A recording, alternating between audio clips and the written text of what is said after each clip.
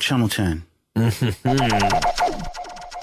like CNN Channel 10, and we used to think that people would catch on. You know, but if you're not from Queens, if you don't got Time Warner or whatever, like, well, I didn't know that. Do it, yo. Yo, word up, man. It's a different channel, son. Word up, on, man. Word up, watch the channel, son. Different plane now, man. It's all good. Word up, all good, baby, in every hood, son. Word up, yo. CNN, Network, Channel 10, it's on again. Street niggas is grown men. Bold face, get in your face. Stay in place, yo, crime lace. Cast more beef than Scarface. CNN, Network, Channel 10, it's on again. Street niggas that's grown men. Bold face, get in your face. Stay in place, yo, crime lace. Cast more beef. Once again, we are back. This is the Channel 10 podcast. It is I, the almighty ARR, Tick in the building, and I'm alongside Singer Superior. And today we have a very, very, very special guest in the building by the name of King Shampz. What's good? What's up? What's up with y'all, man? What's going on? I'm glad to be on tonight. Man, we definitely appreciate having you on. And I guess to get things started, we just, want to just pose the question for the people. Who is King Shampz? I'll tell you right now, King Shampz is definitely a lyricist. I'm definitely an artist that puts my all into my music. I'm definitely a real nigga at the end of the day. You know what I mean? I stand by morals, something that a lot of people don't do anymore. And, I'm just a real dude, man. Just a guy that's out here just grinding. You know what I mean? Making moves. You know what I mean? And just trying to put it on as many talented people as I can. You know what I mean? And just work hard, man. That's what King Shampz is. King Shampz embodies that. Hard work ethic, you know what I mean? Motivation, and most importantly, bars. You know what I mean? I pride myself on that shit. So at the end of the day, in the nutshell, that's what King Shampz is. You know what I mean? Just a young nigga making moves, man. You know what I mean? That's what's good. That's what's good. Now, how did you get introduced into hip hop and doing the music thing? To tell you the truth, me and my brother Azan, who's our producer over here at Dead Wrong Records, you know what I mean, my blood brother, we do all of this shit on our own. So we grew up listening to all kinds of music. You know what I mean? From, a Tupac to a Led Zeppelin. You know what I mean? Like having that kind of wide range of music. And we just loved hip hop, man. Like growing up listening to, Ready to Die, Life After Death, All Eyes on Me, Illmatic, Reasonable Doubt, Liquid Swords. I could go on and on. You know what I mean? Because we're so embedded in the culture, you know what I mean? And really just pushing shit, you know what I mean? Just really looking for avenues to continue to make good music. So we just grew up just listening to the greats and just aspiring to be great, you know what I'm saying? So that's definitely how we got into it just from an early age, like 8 or 9. I remember me and my little brother making tapes, little cassette jars off the karaoke machine, you know what I mean? Right. Really pushing hard. Yeah, man, just getting little instrumentals, rapping to the bounce by Jay-Z, putting it on cassettes, you know what I mean? So we've been doing it for a while, man. Definitely been doing it for a while. And where does the name King Shampz come from? Well, I'm Muslim, so at the end of the day, Shampz means leader in Arabic, and I always was raised as a king from my mother and my father. You know what I mean? I feel that we all are kings and queens at the end of the day, and we gotta have that certain kind of respect and garner that kind of respect. So I just put 2 and 2 together, and just having it as a nickname growing up, you know what I mean? And I just figured, hey, why not? You know what I mean? Let's just stick with something that, people know, and it's definitely something different to the outside looking in. You know what I mean? What is Shampz? You know what I mean? That's not the first time I got asked that, you know what I mean? And that's what I wanted. I wanted something that was different and something new, something refreshing, you know what I mean? It's too many littles, man. You know what I mean? So, we had to do something for the kings, man. So that's definitely where my name derived from, definitely. That's what's up. And I was listening to your project, King of Kings, and you mentioned going to Mecca. So I was just wondering, what was that experience like, and what type of effect did that have on you? Nah, it had the craziest impact on me, period. You know what I mean? When you're going to these different holy lands and going to these different holy places and really just soaking in the culture of the place. You know what I mean? It's a crazy experience. I remember going to Egypt at 13 years old. You know what I mean? And it was when I tell y'all, bro, man, like, it was the craziest shit. Like, the pyramids is on a hill, my nigga. You know what I mean? Like, you gotta drive up a whole fucking hill to see these things, and they're like 3 miles apart. And, when you're talking about going to the different holy lands of Jerusalem and Mecca and all these different places, it's just an experience that you can't forget. And I was young, you know what I mean? So I just soaked it in and was like, I want to live like this. And I said, what can make me live like this? What can make me travel the world and be able to experience different things? Like, I had camel burgers. You know what I mean? Like, and that's, and it's good. It's good. I'm not going to hold you. It's really good. Like, it tastes like beef with a little spice to it. Never knew that existed. My first time ever hearing about a camel burger.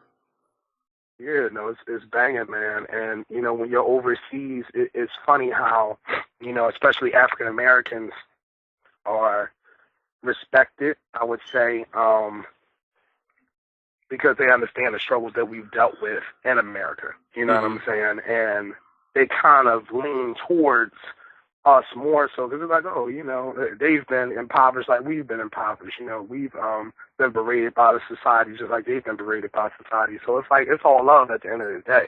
And it was just a life-changing experience, man. Like, I'll never forget it. I remember calling my mom from the hotel, like, I'm right across the street from the fucking pyramids. Like, wow. This shit is crazy. You know what I mean? Like, just imagine just sitting right across the street from me, you know what I mean? So it was a crazy experience just traveling the world and going to different places and eating certain food and just being cultured, you know what I mean? And that's something I always wanted to hold on to. Now, and I guess, you going to these kinds of places and becoming cultured, for lack of a better term, at an early age makes sense. Thinking about the first hip hop album that you got, and I think it was the Electric Circus, right? Common's album. Yeah. I guess who gave you Electric Circus, and it's a pretty eclectic album, especially doing that for the time. And so, how did the weirdness of the album have an effect on you musically, and when it came to your outlook on hip hop, and I guess just like Afrocentricity, just in general? Well, you know what? I tell you, listening to Electric Circus, I got it for Kwanzaa.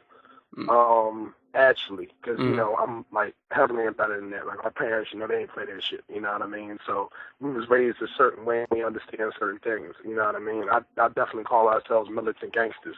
You know what I mean? Because we still in the street with it, but we understand what we're facing. You know what I mean? Consistently. So when it was brought for Kwanzaa, I remember just like popping it in and listening to it. It was the wildest shit I had ever heard. Yeah. Like, what the fuck is like all these, you know what I mean? Like these crazy sounds, you know what I mean?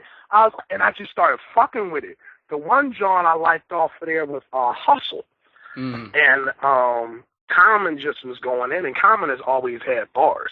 You know what I mean? I think he's one of the most underrated MCs ever, because what he's been able to do is not only be in pop culture, but you can't say he's not hip-hop. Right. This is the same motherfucker that made I Used to Love Her. You know what I mean? Yeah. So I don't know how more hip-hop you can get, but I remember just listening to it and saying, yo, this shit is wild. And like right after that, it was like All Eyes on Me. So, I'm listening to pop and listening to the cultural references of it. I enjoyed it because Common was talking about something that was real. He was talking about the ghetto. He was talking about certain things that was going on in our environments. And I felt that now in music, we've kind of lost touch in that, when we actually talk on the topics that's actually going to fuck on right now. You know what I mean? I feel that street rap has lost its edge. And not just street rap, but just busting guns and shooting niggas and fucking bitches. No, not that. Just on some shit where it's like talking about it from a Young G's perspective, like how NWA made themselves the ghetto reporters. Yeah, I mean, I feel like we don't have that anymore. So listening to the album as well as other albums, like, Illmatic changed my life. Yeah, I mean, listening to Memory Lane, I know it word for word. You know what I mean? It ain't hard to tell all these different songs, and it just influenced me to the point I was like, yo, like, there's no way I'm gonna be a whack ass MC at all. You know what I mean? Like, I don't know what that is. So just listening to that and growing up, you know what I mean, listening to the variety of music, it really influenced us to really do what we're doing today. So I definitely thank my parents for that, really introducing me to music. You know, my mom, you know, played the trumpet. My dad played the guitar. I went to Settlement Music School here in Philadelphia, which is almost like a younger version of like going into like a Juilliard. Mm-hmm. So I went in there and learned the keys, you know what I mean, and was, you know, trying to learn how to play Redefinition on the piano by Most Def and Talib Kweli. You know what I mean? Like, really trying to, like, fuck with certain sounds. So, nah, man, I've been engrossed in this culture for a while, and those albums definitely, like, set off the motivation for me to really do music. Now, Philly is known for, like, being a home of some of the most vicious type of spitters and the whole battle scene out there. And then also too, you know, there's it's street rap, but it's a lot of consciousness to it too, or, you know, like real stories, not just shoot them in the head. Like when you listen to deep cuts from State Property albums, or you go when you listen to Black Thought and the Roots or everything. So I was wondering, like, what influence did that city have on you as well, you know, especially not even, you know, just the music, but you know, with the whole move thing, like John Africa and everything back in the day, you know, what type of influences did your environment and the city have on you? I mean, I grew up during the time when they called Philly Baghdad. So you can only imagine, you know what I mean, like the environment, you know, growing up in it and being a young boy and really being in the streets.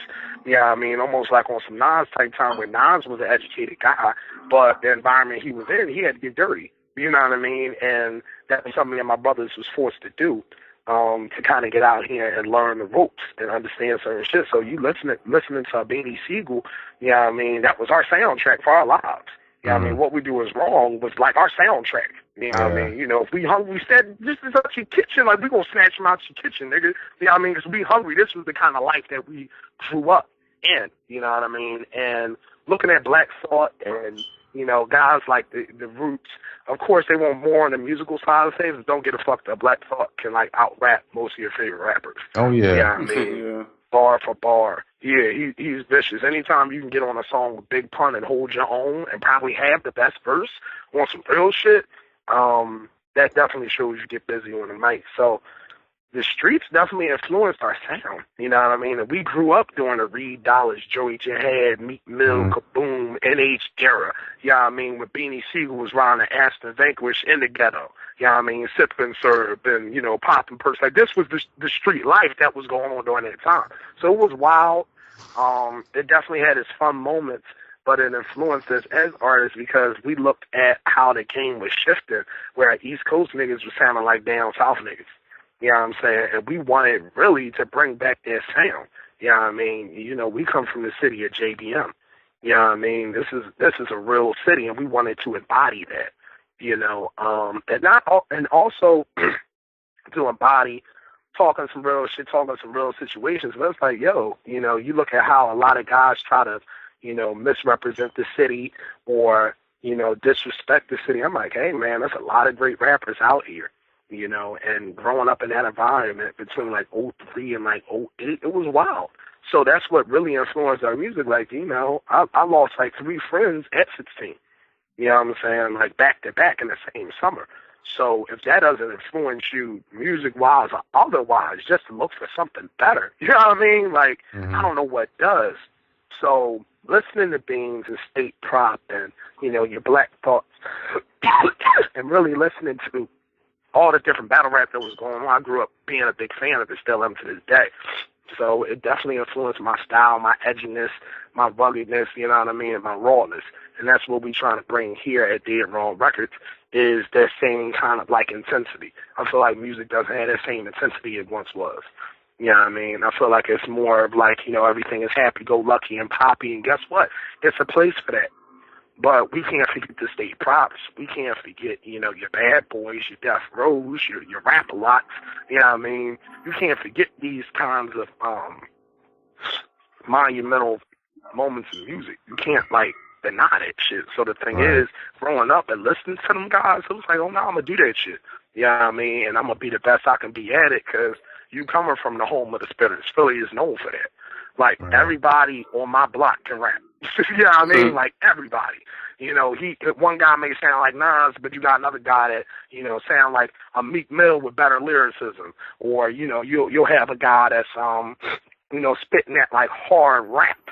You know what I mean? Like that reality rap is what we call it here. And it definitely influenced me, man. I hope I ain't long-winding y'all. You know what I mean? Nah. What part of Philly are you from? I'm from West.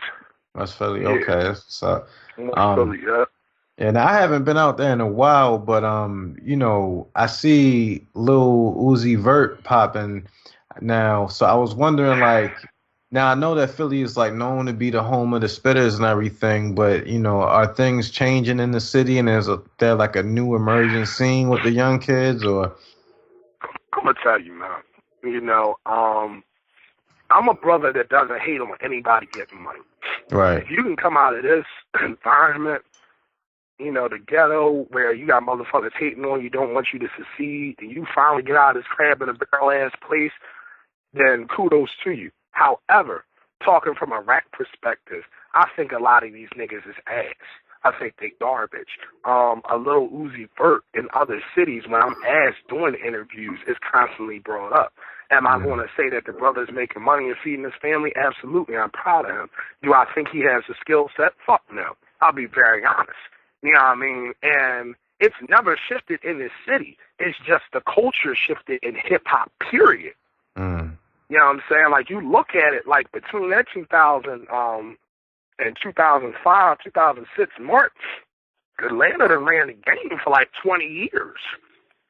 On some real shit. If we start adding up the numbers, every nigga that comes out of Atlanta is prosperous in some kind of way because they changed the climate of music. Yeah, I mean, the South definitely changed the climate of music. West Coast music was changed. New York, who's known for lyricism, started to do fucking club records. Philly, that was known for bars and gritty soul samples, started to crank out your little Uzi Verts and all of these guys because of the climate of music. I come from the OGs. I can't speak for nobody else. You know what I mean? Where these guys was telling us, you know, don't take pictures in this. You know what I mean? Move a certain way, you know. Move with your friends, you know what I mean, but watch out for your enemies. Like, we was taught a certain kind of way. We was taught the G code off the rip. So we embody that in our music. And when you're looking at your little Uzi Verts and these guys that's coming out of the city, like I said, I'm not mad at them brothers getting money at all. But if you want to say bar for bar, these motherfuckers can't rap. You know that. Y'all know that. Y'all not. I could bet right now, and I die right now. I don't think you guys on your phones have like a fucking discography of little Uzi Vert. I mean, playing him. I don't. From what I've heard out of this new wave of people, I've heard people say that he can actually rap. He just kind of doesn't. But that's just what I've heard. And I don't know. You know, if you're a basketball player in the NBA, you're supposed to like kind of play all the time. You know what I mean? What the fuck is going on? Like, Jimmy Butler can't kind of play. You know, LeBron, a Jordan, a Kareem, a Bird, whoever the fuck. These guys couldn't kind of play when they wanted to because they kind of be out the league. So that kind of shows you that kind of league we in right now. You know what I mean? Like, it's crazy. Like I said, don't get me wrong. I respect anybody that can feed their family because it's hard to fuck out here. Do not get it fucked up. But if you're talking about from the genre's perspective, I feel that these guys' skill set is slacking and they macking. And I won't bite my tongue like at all for that. You know what I mean? So. Now, do you think trap, like the genre of trap, is its own genre at this point? Absolutely. You know, you look at these guys and they're all doing trap music. It's not really a lot of hip hop artists. You know, you look at guys that are hip hop artists now, they're revered. You know what I mean? Because they actually have a skill set that they're supposed to, you know, have. It's like if y'all, let me ask y'all a question real quick. What's y'all favorite pizza spots? Well, I don't even eat pizza for real. All right, well, all right, so a food spot. Say everybody like chicken then. Let's just go with that then. Let's go with chicken then, right? you would want, if you're going into your KFC, your Popeyes, your Bojangles, whatever, you would want the food to be prepared a certain way. Right. I'm not going to the fucking Popeyes and a mechanic is back there frying the chicken, nigga. I'm not going back there. So I feel that the genres have to separate. Basically, my analogy is this, that if I'm going for bars, then I'm not looking for a Lil Uzi Vert or any of these other characters. I'm not looking for that. Trap is his own genre. I'm tired of the switch of it being like, oh, no, it's all the same. No, it's not. Madonna wasn't the same kind of singer Whitney Houston was, but they both sung. They both sung. Mm-hmm. It's just a Whitney Houston's at another level and a Madonna's at another level, respectively. But we never made the mistake of saying, oh, Madonna, she's like Aretha Franklin. No, the fuck she not. And Aretha Franklin isn't Adele. You know what I mean? Like, we have to be real with this shit. So I feel that trap has been its own genre since it started. Because it's not hip-hop. And that's not a knock on it. Those guys rap just like I would rap. But I like to rap over dirty soul samples. I like to create. I like to expand artistically on shit rather than just put the fucking beat on and go I'm not going to do that. I'm not going to do that shit at all. That's not my steez. That's not my steez at all. But does trap need to be separated from hip-hop? Absolutely. We've never made, like I said, hip-hop is disrespected because it is a black art form. We never saw Dylan get, like, fucking compared to, like Bowie. There's no comparison. Bowie did more pop rock. Bob Dylan did more folk rock. It was a different thing. Does he sing like he sings? Yes. Does he play instruments or whatever? Yes. But we not going to make that mistake. You know what I mean? A Ben Wallace is different from a Michael Jordan, nigga. So, that's how I feel on it. I think one of the craziest moments that I had when it comes to the whole thing of genres is I was in class one day and I had a teacher who told me that he was into hip hop, and he said he really loves The Love Below. And it's like Andre wasn't really rapping on that album. Big Boy was rapping on his side, and that's when I started to realize that they'll take whatever it is as long as it's black and just put hip hop on it and not even give it the time to appreciate it for what it really is, Right. And it's definitely like that. It's unfortunate that it's disrespected the way it's disrespected, because I'm like, we never made this fucking comparison with all these other artists. We never did. Yeah, and even Drake. Drake said on one of his recent interviews, he said, some of his songs that he does, it's not hip hop, and he doesn't know why they just put it in hip hop when it should probably go in another genre, his songs like One Dance and stuff like that. He said, he shouldn't be nominated for hip hop for that. It should go somewhere else, but they just want to put it in hip hop just because it's, black music or whatever. Yeah, and it's crazy. No, definitely it is. It is. Yeah. But, it's kind of interesting with you because, you work with your brother, and it's kind of cool how you guys are both on the same type of vibe and same type of wave. So, does your brother, does he kind of align with you, or do you guys have any differences, or how does your musical relationship work? Well, to be very honest, me and my brother is damn near joint at the hip. You know what I mean? Me and him are very close. And, we damn near can finish each other's sentences, because growing up it was just me and him. You know what I mean? Until my other little brother was born. So you can, understand that kind of camaraderie and that kind of chemistry. And we grew up listening to all the same things. So we were sitting down one day and was trying to figure out how we was going to get in the game, how we was going to, start our own sound. And, we couldn't find beats that fit our sound. Yeah, I mean, we're rapping over Timberland beats, Kanye West soul samples, you know what I mean? Anything Just Blaze put out. And it got tiresome, because the thing is, you're not going to be respected as an artist, really, if you're just rapping over everybody else's shit. You have to have some kind of original content and material. So we sat back and he just started looking through old music, looking through samples, looking through certain things. And after a while, we just started making the music. And he already knows the kind of rapper I am, and I know the kind of producer that he is. So I know when he's playing me an idea that he wants me to expand on it a certain way. He may come to me with an idea, like we did this song called Murder Art. And he played me the beat, and the beat was crazy. And I was just like rapping, like, you know, just kind of freestyling, trying to get like a little idea of what I was going to do for the record, you know. And we just started building, and we finished the song like in 30 minutes, like 3 verses. You know what I mean? And that's like no fraud shit. Like that was just like one of those kinds of moments. Another song that was like that was with one of our artists on the label, Frio, Only God Knows. And we put that song together really quickly. So we've always been able to work together. Now, there are differences. You know what I mean? He's more of an Eagles fan. I'm a Cowboys fan. You know, yeah, you know, I'm down for my boys. I'm a Celtics fan. You know what I mean? So it's differences as far as like regular shit. But music-wise, like, there's no difference at all. Like, we attack tracks with the same intensity every time out because we understand in order for us to get on situations like I'm on right now, we have to consistently bring it.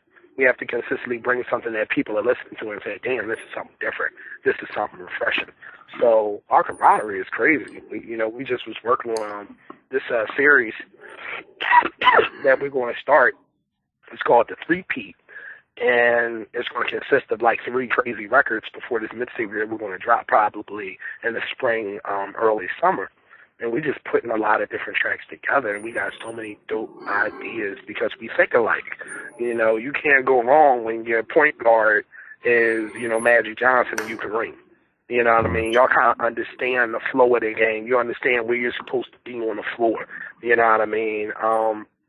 So to answer the question, me and him are really close, you know what I mean? And when we're creating music, like I said, we just try to attack it with a certain intensity and nobody's hurt. You know what I mean? And give it all 100%.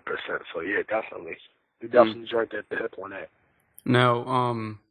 Now, how was it for you and your brother to start Did Wrong Records? Like, I know it's been around for like several years now, but like, what was the process in making that transition? That transition from from not just being artists, but to also running your own label as well. Well, you know, the thing is, y'all, you know, in this game today, it's not like when Biggie demo was heard by Puff, or you know, Jay-Z rapping outside a club gaining a reputation, or Tupac being heard by like Zach's daughter and being found off the strength of that. We live in a whole other time where it's nothing but do it yourself, do it yourself, do it yourself, do it yourself. And I feel that talented artists really get shitted on because of the simple reason that they talented. I feel that way. You know what I mean? It's very, you know, near and far when you actually are looking at good artists. So we decided, well, shit, ain't nobody going to sign us because we actually good. We went into meetings, you know what I mean? And they wanted us to do track shit, you know what I mean? And we was like, nah, we're not going to do that. That's not us, you know? So we decided off the muscle, we would just start doing it ourselves and building the right kind of roster for the representation of the culture and hip-hop. You know what I mean? In general, like, you know, we got Black on the label. He's from West Philly as well. We got Caution, that's actually our cousin. He's actually from New York. You know what I mean? He's got that kind of like punchline Jadakiss kind of flow. With like a J-Elect kind of like flow, but like that kind of style. We got a Frio. I call him the like the Indian spaced out Snoop Doggy Dogg. You know what I mean? Like he got like a whole nother kind of fucking style with him that we knew wouldn't really be accepted anywhere else. Because when you're looking at the game right now, you know, you look at your TDEs, you look at your pro errors. These guys had to grind 5 or 6 or 7 years. You know what I mean? Growing everything organically because they didn't drop hits. They didn't have a funny dance. You know what I mean? Or like a funny jingle or some shit. They had to build everything from the ground up. So we looked at your Death Rows and how they was built. We looked at your Bad Boys and how they was built. Even your Duck Downs. you know what I mean, and how it was built independently and then went on ahead and started doing, you know, a number of great things. So we said, well, who's going to help you more than yourself? If you don't believe in yourself, who the fuck going to believe in you? To be very honest. So we just decided to say, yo, let's make this label. You know what I mean? And Dead Wrong basically comes from the Biggie song. You did wrong. You know what I mean? Like, we liked that shit, and we was like, yo, we're going to name our label after that shit. This shit is hard. So we just went on ahead and did it, and we've been running ever since. You know what I mean? Doing a bunch of shows, doing a lot of different promo, and people really fuck with our music. So we just kept going, you know, and we felt that it was our duty, actually, to put on dope-ass artists. Because I feel like a lot of dope artists don't get the respect they deserve because the game is so polluted. You know what I mean? I feel like it's too much of the same thing. You get tired of eating chicken every night. You need some steak. You need some potatoes. You know what I mean? You need more of a variety. So that was our idea, creating Dead Wrong and bringing it to the forefront, where it's like it's a do-it-yourself mentality, but we do dope-ass hip-hop, and it's a different style. So that's what basically influenced us to kind of do it on our own, because we didn't really have a choice, you know? That's what's up. And what new projects do you guys have coming up besides the? I know you said the 3-peat, but do you have anything else? The mixtape we working on is a classic, y'all. And I'm not just saying, and I know niggas say that shit all the time. Oh, this is a classic. And you play 3 tracks, you're like, this is about to be a weed grinder. So we're working on Long Live the King right now. That tape should be out, I want to say, like in the spring, early summer release. And the 3-peat is kind of like a precursor to that. You know what I mean? Where it's actually going to be a couple of tracks off of there that's going to actually appear on the tape. So it's going to be like it's almost, like I said, it's basically a precursor to the Long Live the King project, which we're really working on. It's a lot of dope sounds we're fucking with, you know what I mean? We're looking for like a NWA meets Public Enemy production sound with like the same kind of bars as your Nas, your J's, you know what I mean? Your Biggies, your Pops, like these crazy like dope records. We've really been crafting it for a minute. You know, so we're really excited about this project, and we really think this is going to be the one for us to take us to the next level. And we've really been working hard. You know, we've been in the studio. We actually recorded a couple of songs last week.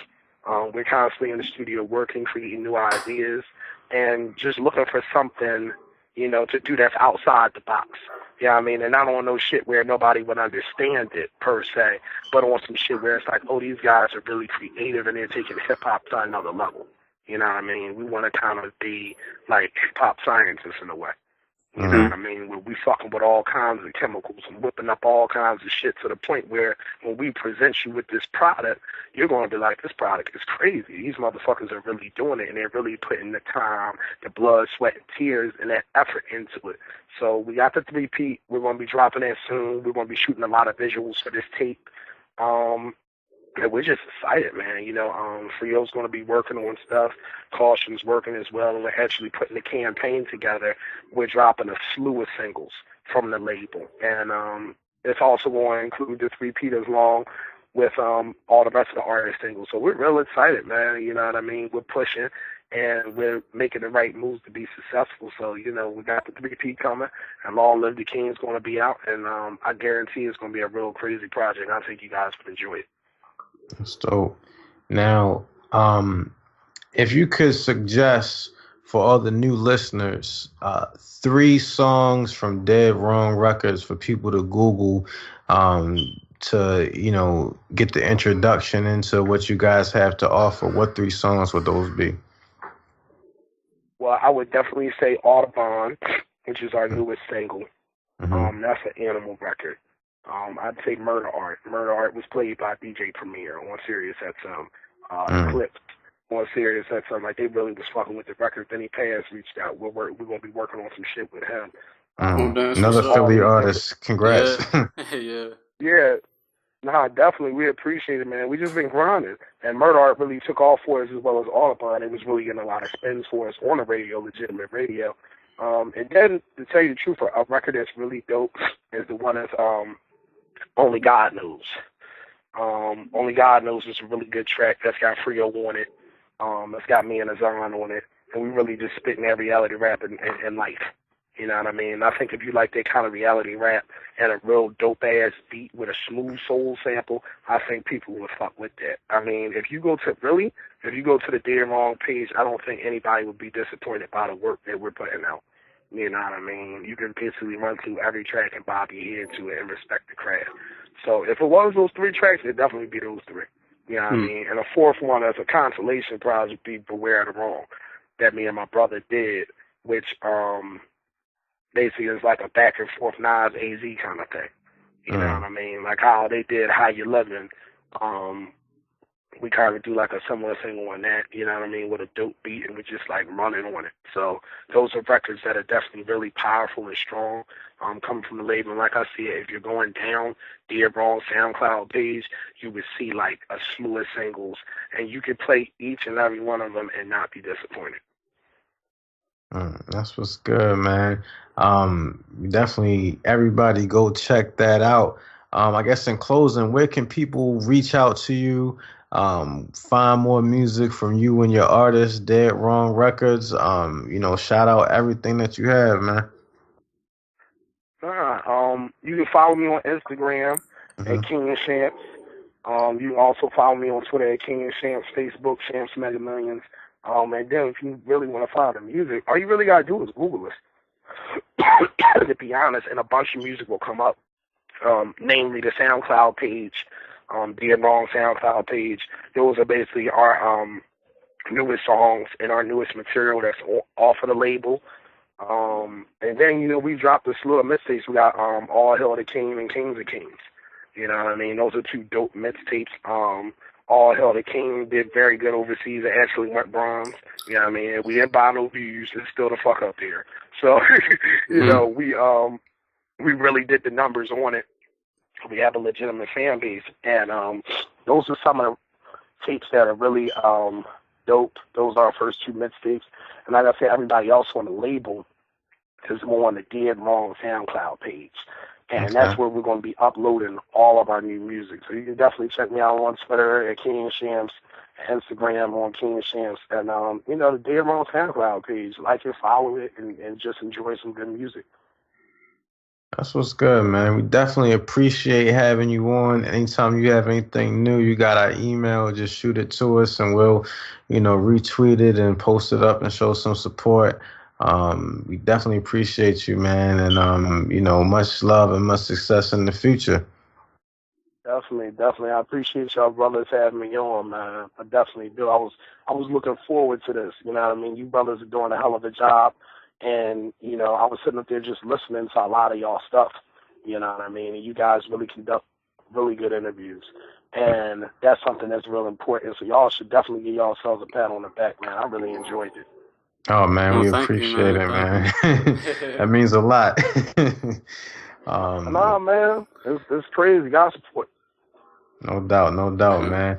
Well, with that, channel10podcast.com, Dead Wrong Records, King Shampz in the building. It's me, the Almighty AR, the almightyar.com. We got Singar Superior, singarsuperior.com, and we out. Peace. Feeling is here. Yeah, son, you feel it, man. Word up, son. You gotta just do it, yo. Yo, word up, man. It's a different channel, son. Word up, on, man. Word up, watch the channel, son. Different plane now, man. It's all good. Word up, all good, baby, in every hood, son. Word up, yo. CNN, Network, Channel 10, it's on again. Street niggas is grown men. Bold face, gat in your face. Stay in place, yo, crime lace. Cats more beef than Scarface. CNN, Network, Channel 10, it's on again. Street niggas that's grown men. Bold face, gat in your face. Stay in place, yo, crime lace. Cats more beef than Scarface.